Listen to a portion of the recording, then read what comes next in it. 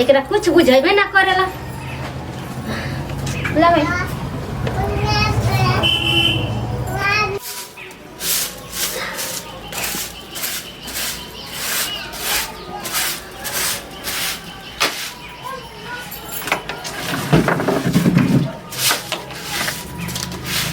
तनी गोरा उठा ना बाहर ले।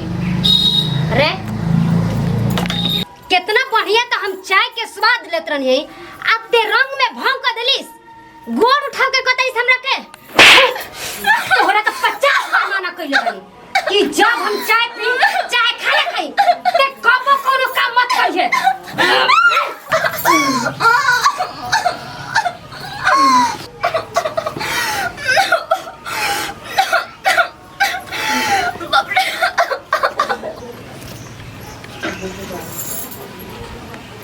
अरे जो दीदी के बाहर उठ गई। दीदी तो बाहर वहां पे आके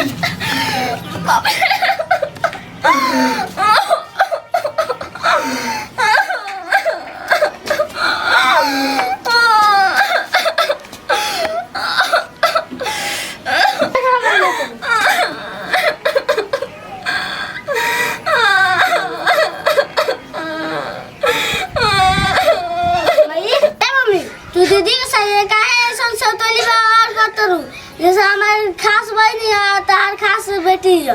रे बेटा तोरा समझ में ना आई लड़की पराया धन होली सर एजा एकर इतना खर्चा लगता। अब एकर पढ़ावे लिखावे में शादी ब्याह में खर्चा लगी अब कुछ बची ना सब लेके चल जाई। हम जोन करतानी ठीक करतानी हमरा के करे दे। चल अब खाना खो।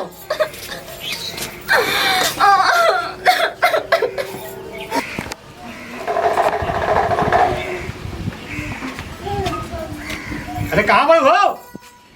अरे खाना लेके आओ। अरे जल्दी खाना ले आई बू।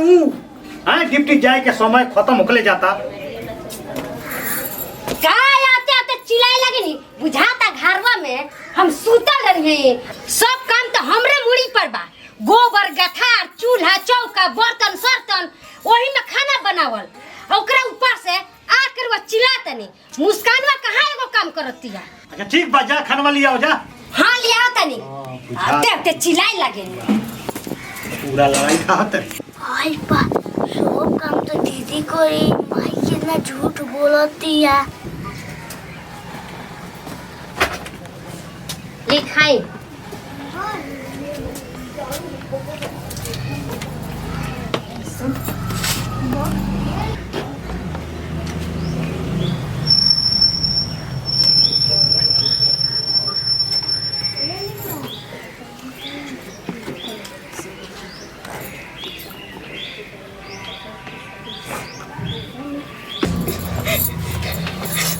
ए सुन तोर बाप आइल बारो खाना खाता हन आही कपार फूटल बा त ई मत बताइए कि माई ढहलसिया कह दिए ठेस लागल ह त गिर गइनी अपने से फूट गइल आ ना ते कह देहलिस त चल जइहन त सोचिए तो हम का करे।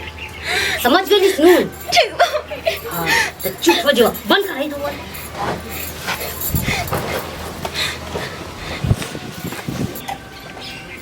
अरे थरिया ले जाओ। आ गई नी ले जाओ।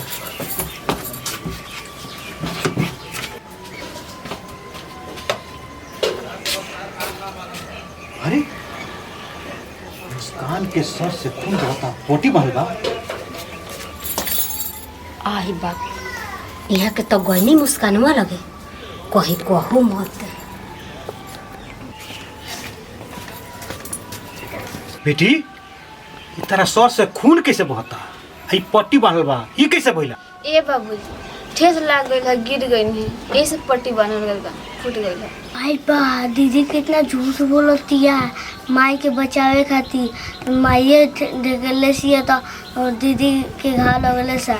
ठीक बा बेटी अरे नीचे देख के चलो ठीक बा। हम जाते हैं डिप्टी है। हाँ दवाई मरिए से मंगवा लियो ठीक बा। ठीक बा बाबूजी मंगा ले। जौन टेंशन रहला दूर हो गई बतैलस या ना कि हम मरले बानी। सुन ते ठीक कइली हइस कि अपना बाप से झूठ बोल के हमरा के बचा लेली हइस यही यानी बचावत रही उनका से, जब जब तोरा के मारे तब तब, ठीक बा?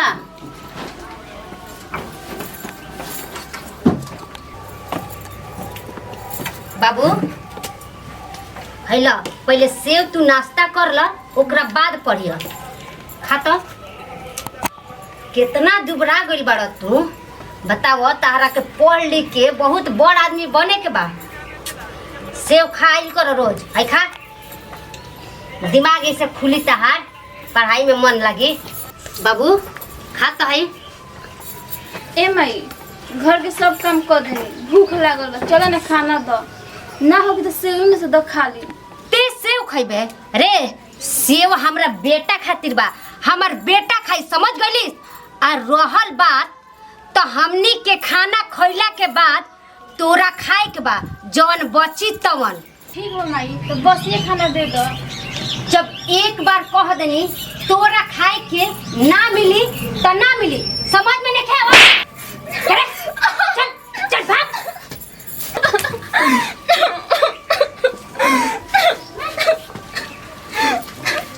मई तू दीदी काहे सतावेलू? उस जे पर सब काम करवाई करेली। आखिर बतलाओ, सब काम दीदी करेले, तू बाबूजी ले काहे झूठ बोले कि हम करें सब घर के काम? तू बतलाओ दीदी के तू काहे ना पसंद करलू? उतना काम कइला के बाद भी तू काहे ना पसंद करलू दीदी के? देख तू हवा लड़का आ तू पढ़ लिख के हमार खानदान के नाम रोशन करवा। ऊ तो आज बिया का लइके बिया होई तो 5 लाख लेके चल जाई, पराया धन हिया, वही से हम ओकरा के मारत रहनी, डांटत रहनी। तारा पढ़ लिख के बहुत बड़ आदमी बने के बा, डॉक्टर इंजीनियर। हमरा बुढ़ारी के तू ही न सहारा बनबा बेटा, ऊ नानू बनी। तू बतलाव, तू तो लड़किया से माई बनल बारू। नानी नानी नाना ये तरह के मानस लो, टाइम पे खाना ना दो, तरह के ये खाना ना दे उसका, ये मानस का बोला बोला क्या नहीं। वाह वाह बेटा, अच्छा सवाल पूछ लो। हमरा शौक रहला कि डाइन हमरा बेटी के मरले हुई। जितना एकरा बुद्धि बा उतना भी तोरा बुद्धि नहीं खे। बताओ एगो छोट लड़का ऐसा सोच सकेला, आ जौन ते एगो बाड़ी कि अपने बेटी से सौतेला व्यवहार करतनी, ते तो ये घर में रहे लायक नहीं। चल तोरा ये घर में रहे के कोनो अधिकार नहीं। चल भाग। अपने बेटी से, हाँ, अपने बेटी से सौतेला व्यवहार करतनी। यहाँ हम पूछनिया ओकरा से कि कैसे कटल बा, तो वो झूठ बोलते रसिया, लेकिन आज के बाद तोरा ये घर में नहीं रहेगा। ना के मत निकालिए बाबूजी, ना माई के छोड़ दी बाबूजी, छोड़ दी माई के। जावना के ते मारत हलिया, हाँ, उहे तोर जान बचा देलस। अरे तोरी खास बेटी हिया और एकरा संगे सौतेला व्यवहार कर लिया। हाँ, छोड़ दी बाबूजी, हमरे के माफ कर दी। हमार बहुत गलत सोच रहा, हम बेटी के पराया धन समझत रहनी है, लेकिन आज से ऐसा ना होई। हम अपना बेटी के बेटी माने। बेटी हमरा के माफ कर दो ना माई। चलो कम से कम लास्ट में तो तेरा समझ में आ गई। देखो आज के बाद अगर एकरा से सौतेला व्यवहार कैलू तो हमरा से केहू बुरा ना हुई, समझ लू? देखो माई, अब तो सुधर गईली, भगवान के लाखों लाखों शुक्रिया। चल बाबू चल।